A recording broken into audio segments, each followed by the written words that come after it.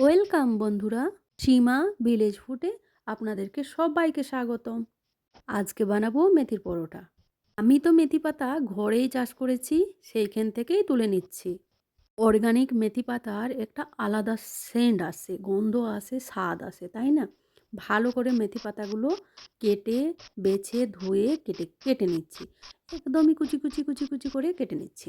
আমি এইখানে এক মুঠো মেথি পাতা ব্যবহার করেছি। ঘরে মেথি পাতা লাগালে বাছার কোনো ঝামেলা নেই। বাস কেটে নাও, ভালো করে ধুয়ে নাও। চলুন একে একে মশলাগুলো দিই মেথি পাতার মধ্যে। প্রথমে নুন দিয়ে দিলাম, পরিমাণ মতো লঙ্কার গুঁড়ো দিয়ে দিয়েছি। আপনারা যদি লাল লঙ্কা খাবেন না, তাহলে কাঁচা লঙ্কার পেস্ট দিয়ে দিবেন। অল্প তিল দিয়ে দিয়েছি, বাচ্চাদের জন্য বানাবো তো। আর জোয়ান দিয়ে দিলাম হাতে ক্রেশ করে। দিয়ে দিলাম রসুন কুচোনো আর অল্প সাদা তেল। এইখানে ভাজা মশলা আছে, ভাজা মশলায় আছে জিরা, ধনিয়া, আর কিছু নেই। ভালো করে মিক্স মিক্স মিক্স মিক্স। মেথি পাতার থেকে রস বার হবে, জুসটা বার হবে, তখন জানবেন মিক্স মিক্স হয়ে গেছে।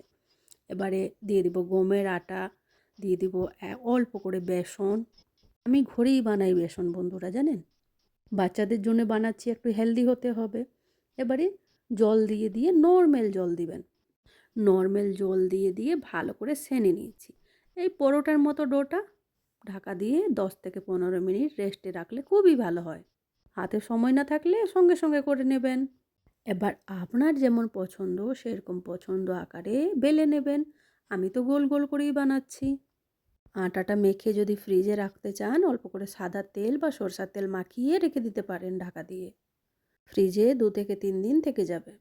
আমি আগে শুকনো তাওয়ায় ভেজে নিই, তারপরে মাখন দেব, ঘরে বানানো মাখন। তাহলে আপনার ঘি, তেল, বাটার সব কম লাগবে আর হেলদি হবে। আপনারা চাইলে রুটির মতো সেকেও খেতে পারেন, খুবই সুস্বাদু হবে। এইভাবে একদিন মেথির পরোটা বানিয়ে দেখবেন, খুবই ভালো হবে, স্বাস্থ্যের জন্যও ভালো। আমি যে যে উপকরণগুলো দিয়েছি সেই উপকরণের মধ্যে আর কিছুই লাগবে না। বাচ্চারা যদি দুটো খেয়ে নেয়, পুষ্টিগুণে ভরা। হেলদি হলো খাবারটা, টেস্টি হলো। আর মেথির পরোটা কে কে বানাবেন অবশ্যই জানাবেন। আমি কি কি দিয়েছি মনে আছে তো আপনাদের? মনে না থাকলে ভালো করে দেখে নেবেন। আর যদি কিছু না থাকে কোনো ব্যাপার না। আপনারা যদি রসুন কুচি না ব্যবহার করতে চান, না খান, তাহলে আদা দিয়ে দিবেন। মেথির পরোটা রেডি হয়ে গেল। যারা যারা গরম গরম মেথির পরোটা খেতে চান, এইভাবে বানিয়ে নিন। দেখা হচ্ছে বন্ধুরা খুব তাড়াতাড়ি অন্য কোনো ভিডিওতে। ভালো থাকবেন, সুস্থ থাকবেন। সুপার টেস্টি মেথির পরোটা একবার ঘরে বানিয়ে নেবেন। মেথি পাতার পরোটা আপনাদের কেমন লাগলো অবশ্যই জানাবেন কমেন্ট বক্সে। টাটা।